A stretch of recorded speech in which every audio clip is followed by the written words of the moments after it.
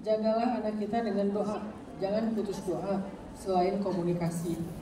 Bukan anak kita aja yang hidup dengan kondisi yang istimewa ya, jauh dari orang tuanya. Kita juga mengenal kisah Nabi Muhammad SAW juga nggak punya ayah, nggak punya ibu. Kalau ini punya, cuman jauh. Itu lebih memprihatinkan, bahkan nggak punya sama sekali. Tapi beliau dibimbing oleh Allah, Allah sendiri yang menafkahi beliau, Allah sendiri yang membesarkan beliau, seperti Allah membesarkan Sayyidah Maryam, nggak punya ayah. Jadi ini bukan tentang, jangan pernah merasa bahwa kita lebih baik daripada Allah dalam membesarkan anak-anak kita. Siapa yang jamin kalau orang tuanya dekat, anak-anak itu akan tumbuh lebih baik daripada orang tua yang jauh? Gak ada yang jamin. Yang menjamin itu Allah. Makanya mau dekat, mau jauh, kuncinya cuma satu, di langit.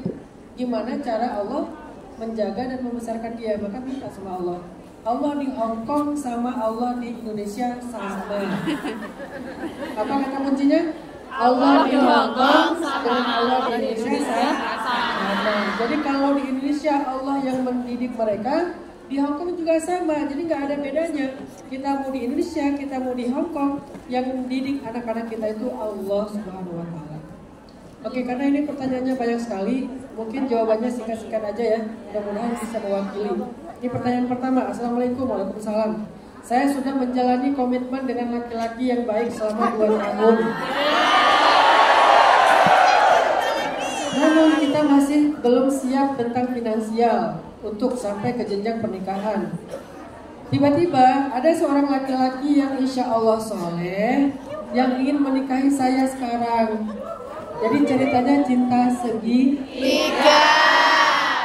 Dia laki-laki yang dewasa dan bisa mengayomi saya. Dia ingin menikahi dalam waktu dekat. Artinya kami belum siap dengan matang secara finansial.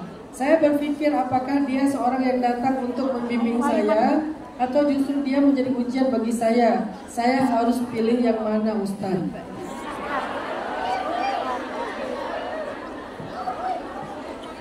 Dalam memilih 2 hal yang sama-sama baik dan halal dalam Islam, maka Islam mengajarkan kita untuk melakukan sholat istikharah.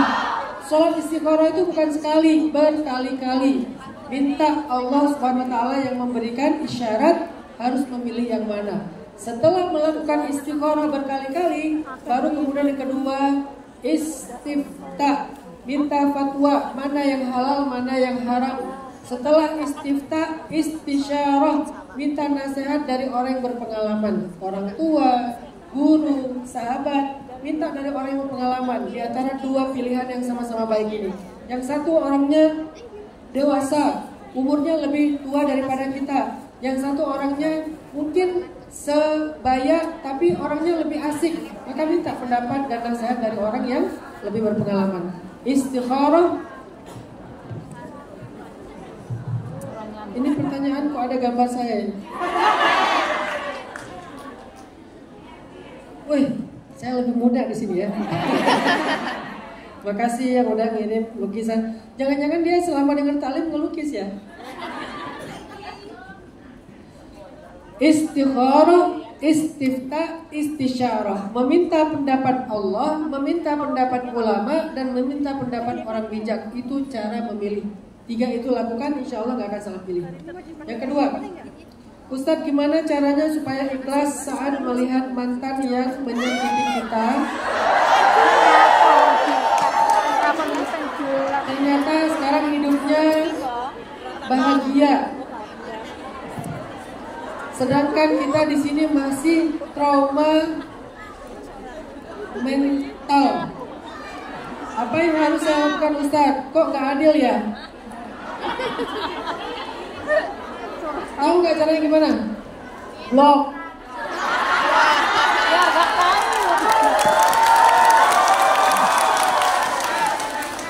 Salah satu yang membuat kita nggak bahagia itu adalah comparing, membanding-bandingkan. Padahal kita nggak tahu persis, jangan-jangan dia tuh flexing, pura-pura bahagia untuk tujuan proving, membuktikan kalau nggak ada kita dia baik-baik aja. Aslinya dia itu dalam keadaan.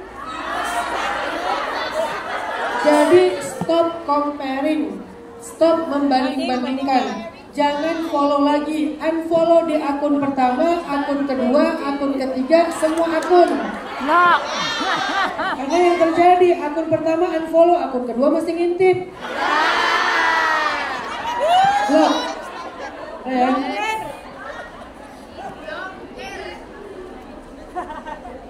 Umi, Ustadz, ibu saya sakit, lalu yang merawat suami saya setiap hari memandikan dan merawatnya. Apakah saya berdosa? Kalau alasan kita tidak bisa merawat karena darurat, mencari nafkah dan seterusnya, sedang berjuang, maka tidak berdosa. Tapi kalau kita ke Hongkong karena menghindar merawat ibu, maka berdosa. Innamal a'malu binniyat. Ke Hongkong gara-gara nggak pengen ngerawat ibu, atau karena memang harus mencari nafkah untuk keluarga? Kalau harus, karena darurat, karena kita memang harus menafkahi keluarga, maka insya Allah gugurlah kewajiban-kewajiban tadi, apalagi sudah diwakili oleh suami. Ustadz, nyuwun ijazah doa untuk melembutkan hati majikan saya, insya Allah. Ini ada ijazah doa melembutkan hati. Baca doanya Hasan Al-Basri. Mau direkam, jangan dicatat, rekam aja. Tapi pakai filter. Dulu Hasan Al-Basri pernah mau dihukum pancung oleh Hajjaj, seorang gubernur Irak yang kejam. Kemudian ketika Hasan Al-Basri ditangkap dalam perjalanan dari Madinah ke Irak, Hasan Al-Basri membaca doa ini. Pakai bahasa Indonesia aja biar gampang. Ya Allah, padamkanlah api kemarahan di dalam hati Hajjaj seperti Engkau memadamkan api bagi Ibrahim. Ya Allah, padamkanlah api kemarahan dalam hati Hajjaj seperti Engkau memadamkan api bagi Ibrahim. Kemudian baca kalimat Hasbiyallah wa ni'mal wakil, karena itu adalah doanya Ibrahim alaihissalam. Udah. Boleh disebutkan, boleh nggak disebutkan. Allah lebih tahu isi hati kita. Mau disebutkan boleh.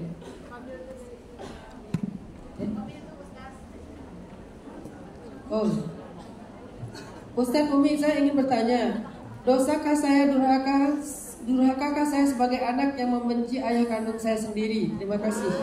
Durhaka. Bentar, jangan Anda menjudge orang lain, karena kita nggak tahu bertanya ya.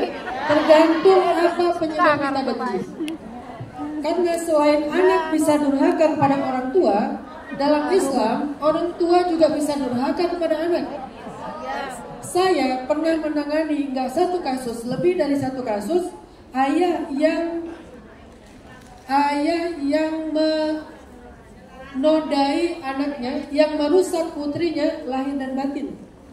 Saya tangani kasusnya.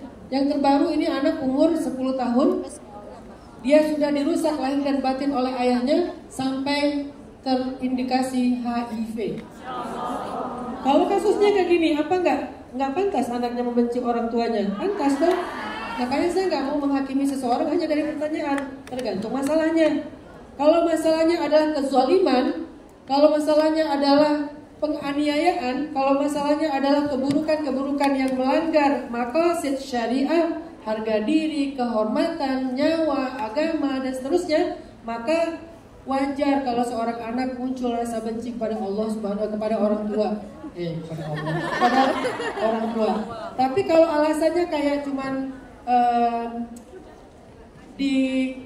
dikerasin, bawel, atau mungkin sedikit nggak nyaman, maka belajarlah untuk berlapang dada. Bagaimanapun juga dia adalah orang yang paling bertanggung jawab tentang kita dan yang paling berjasa dalam hidup kita.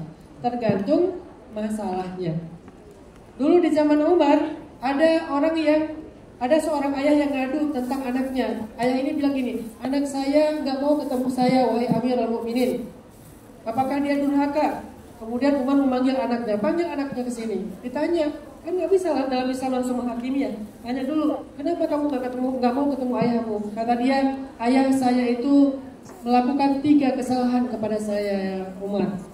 Apakah seorang ayah bisa durhaka kepada anak? Bisa, kata Umar. Alasannya apa? 3. 1, mencari ibu yang tidak soleha untuk anaknya. Yang kedua, menamai anaknya dengan nama yang buruk. Yang ketiga, memberikan nafkah dari harta yang haram. Kata anak ini, wahai Amirul Mukminin, ibu saya adalah seorang pezina.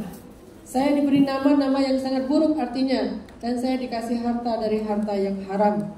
Maka dengan demikian Umar pun menghukum ayah tersebut dan membolehkan anaknya untuk tidak bertemu dengan ayahnya sampai ayahnya bertobat. Itu artinya tergantung masalahnya. Jadi selain anak bisa durhaka kepada orang tua juga bisa durhaka kepada anak dalam Islam. Kok jarang ya Ustaz kita dengar cerita orang tua durhaka kepada anak? Karena yang ceramah orang tua. Jadi kurang fair ya. Coba yang ceramahnya anak. Ada juga itu hadis-hadisnya. Cuma yang ceramah berhubung orang tua, nggak dia keluarin tuh hadisnya. Apa hukumnya berwudu setelah mandi tanpa memakai pakaian? Misalnya cuma pakai handuk aja.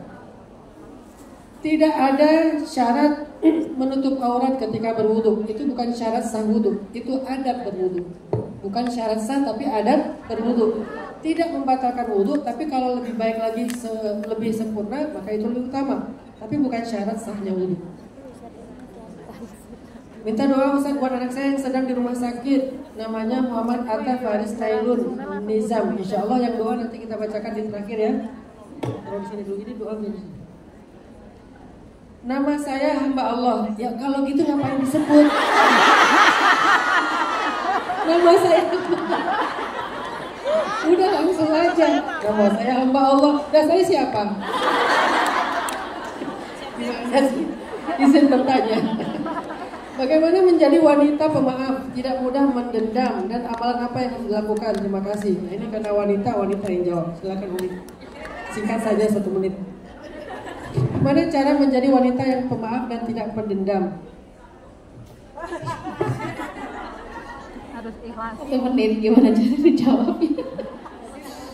Tidak mendendam berarti Lapang dada. ya, dendam itu kan berarti belum selesai dengan seseorang ya. Dan tergantung sih ya, ada beberapa dendam yang harus kita selesaikan. Artinya penyelesaian nggak harus dengan cara yang buruk, nggak dengan cara yang merusak, nggak dengan cara yang menghancurkan. Ada banyak sekali dendam-dendam yang harus kita simpan dan itu membawa kebaikan. Dendam yang membawa energi kebaikan, misalnya dulu aku diremehin, jadi aku dendam.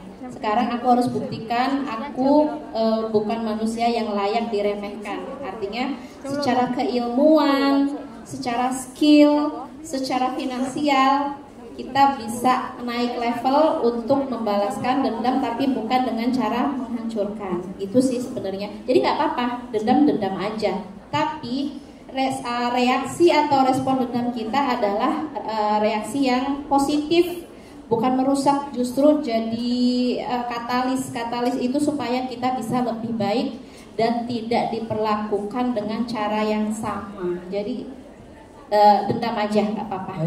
Berarti kesimpulannya, jadikan dendam sebagai energi untuk menjadi lebih baik, bukan energi untuk balas dendam.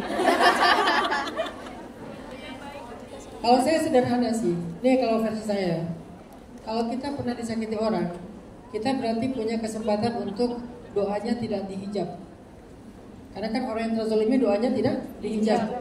Maka cobalah ngelihat itu sebagai sebuah kesempatan baik, walaupun kita tetap marah sama dia. Tapi ngapain sih kita balas? Toh kan doa kita udah Allah gantikan rasa sakit itu dengan doa yang tidak dihijab, sehingga kita bisa minta fulus, jodoh, apapun yang mau kita minta. Jadi setiap kali disakiti sebetulnya kita tuh dapat keuntungan dari doa yang tidak dihijab. Walaupun rasa marah tetap ada, cuman ngapain dibalas? Toh kita udah mendapatkan balasan yang jauh lebih baik daripada itu. Saya ukhti umur 40 tahun. Ukhti. Saya segera minta doa segera mendapat jodoh. Amalan apa supaya dapat jodoh, Ustaz? Amalan dapat jodoh, tingkatkan value diri. Karena jodoh bukan tentang rencana, tetapi jodoh tentang kepantasan. Kalau kita sudah pantas, maka Allah yang akan mendatangkan dengan rencananya. Tapi kalau kita belum pantas, rencana kita tidak akan membuahkan hasil apa-apa. Jadi pantaskan diri kita dengan meningkatkan value. Yang belum bisa ngaji, belajar ngaji. Yang sholatnya belum istiqomah, sholat. Yang hijabnya belum sempurna, sempurnakan. Jadilah seorang seperti Sayyidah Hafsah, sawwamah, qawwamah. Tahu arti sawwamah? Sawwamah itu dari kata saum, soim. Laki-laki soim, kalau perempuan soimah. Artinya rajin puasa. Kalau qawwam dari kata qiyam, qaim, qaimah. Artinya rajin tahajud. Kalau udah begitu, insya Allah Allah datangkan orang yang tepat untuk kita. Pantaskan diri, tingkatkan value. Ustaz, jika berkenan saya mau minta tanda tangan. Tidak nyambung. Tanda tangan saya jelek. Gimana caranya ngandelin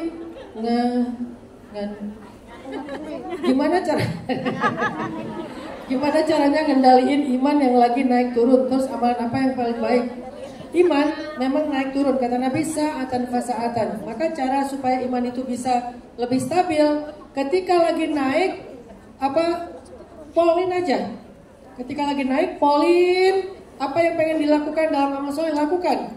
Nanti pas lagi turun, gak akan jauh-jauh dari situ. Tapi kalau lagi naik, gak dipolin, naik pas iman lagi bergairah, kita cuma nambah ibadah sedikit. Pas lagi turunnya juga agak lumayan jauh. Kan ini garis tengah nih.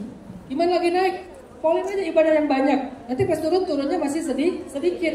Kalau masih iman lagi naik, kita naikin di atas garis itu sedikit, pas turun di bawah garis. Jadi pas lagi naik, habis-habisan beribadah, pas lagi turun, mudah-mudahan gak akan jauh dari situ. Amin. Ustaz, apakah pernikahan siri itu hanya bisa terputus apabila si suami menjatuhkan talak saja? Jadi apabila si suami belum mengucapkan talak, pernikahan tersebut masih sah. Siri itu adalah tentang syarat pernikahan secara administrasi negara, bukan tentang masalah syariat. Maka sedangkan talak adalah urusan syariat, itu nggak ada hubungannya. Kalau yang membatalkan syariat pernikahan itu talak yang diucapkan oleh suami. Sedangkan masalah dia tercatat atau tidak tercatat dalam pencatatan negara itu bukan syarat sahnya pernikahan, tapi lebih baik memang sesuai dengan hukum negara. Saya mau tanya Ustadz, saya sudah kenal seseorang 10 tahun.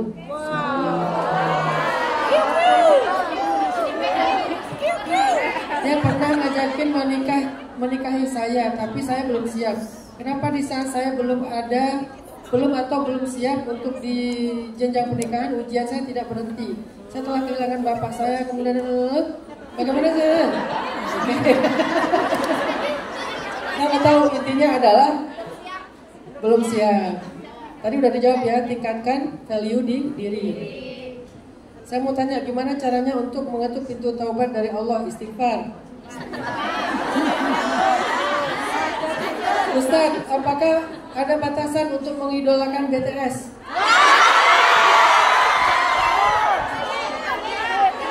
Nah, ini penting. Kebetulan kita sama sih. Saya wibu ya, bukan impor. Oke, gimana batasan mengidolakan seseorang? Enggak hanya BTS ya, siapa aja. Apa batasannya? Belajarlah fikih perempuan. Kalian akan tahu batasan berekspresi, batasan berteriak, batasan merasa, batasan berperilaku. Semakin kalian ngerti fikih perempuan, semakin kalian ngerti batasannya dalam mengidolakan seseorang. Salah satunya, belajarlah fikih Sayyidah Aisyah yang sangat pemalu. Kalau ketemu cowok malu-malu. Istrinya Nabi Musa juga jalannya malu-malu. Jadi kalau kalian ketemu BTS, gimana caranya bertemu sambil malu-malu? Itu batasannya.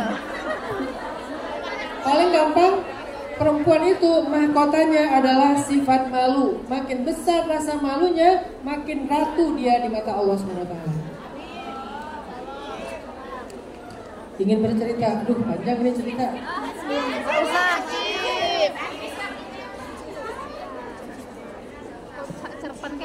aja. Panjang. Pendek-pendek aja ya. Bagaimana cara menanggapi pendapat yang berbeda? Belajar ilmu. Karena kalau kita menanggapi pendapat yang berbeda dengan cara emosi atau ego, nggak akan pernah selesai. Mau urusan rumah tangga, mau urusan agama sekalipun, kalau masing-masing pakai ego, nggak akan pernah selesai. Belajarlah ilmu lebih dalam, maka kita akan menemukan pendapat yang terbaik. Apa hukumnya? Apa hukum dari akikah buat anak? Apa ini? Iya, apa hukumnya akikah buat anak? Ya sunnah muakkad, sangat dianjurkan. Kalau bisa dikodok, saking dianjurkan. Ya, kalau di masa kecil nggak punya uang, gimana? Saya akikahnya setelah saya remaja, karena orang tua saya nggak mampu mengakikahi saya. Ketika saya juara musabaqah, baru saya akikah sendiri.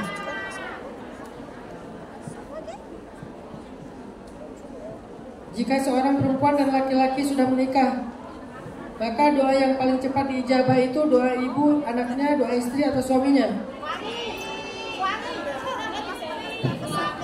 Kenapa harus milih sih? Kenapa harus milih? Ada pilihan. Itu bukan pilihan, itu penyempurnaan dalam hidup kita. Jangan pernah menganggap pasangan adalah pilihan antara dia dengan orang tua. Dia adalah bagian dari kesempurnaan yang muncul dalam kehidupan kita setelah orang tua, setelah saudara, kemudian pasangan, kemudian anak, kemudian cucu. Itu semuanya menyempurnakan hidup kita, bukan pilihan-pilihan yang bertambah. Ini mindset keliru ya. Jadi nambah orang bukan nambah pilihan, tapi nambah penyempurnaan. Yang tadinya didoain oleh orang tua, sekarang ditambah oleh pasangan, nanti ditambah oleh anak, nanti ditambah oleh cucu, ditambah oleh murid. Kan makin sempurna. Kenapa harus dipilih? Bikin emosi. Ada yang terakhir ya. Ada yang tidak mungkin jam 1. Bagaimana caranya mengkondisikan raut wajah yang tidak mudah terkontrol? Pakai skincare. Glowing. Lebih gampang lagi apa? Pakai filter. Apalagi lebih gampang? Edit. Seperti tidak bisa menyembunyikan raut wajah yang kesal. Maaf Ustaz, kayak saya ini. Gimana cara menyembunyikan raut wajah? Maka pergilah dari orang yang membuat kita kesal. Ustaz tanya satu. Jangan tampakkan kepada dia. Nah, begitu aja. Benar, sudah selesai. Maaf ya, nggak semuanya bisa dijawab. Semoga pertanyaan-pertanyaan yang sudah terjawab bisa mewakili yang belum terjawab. Untuk itu saya serahkan kembali kepada Bunda. Lalu langsung aja doa ya. Yuk kita sama-sama berdoa kepada Allah Subhanahu wa Ta'ala.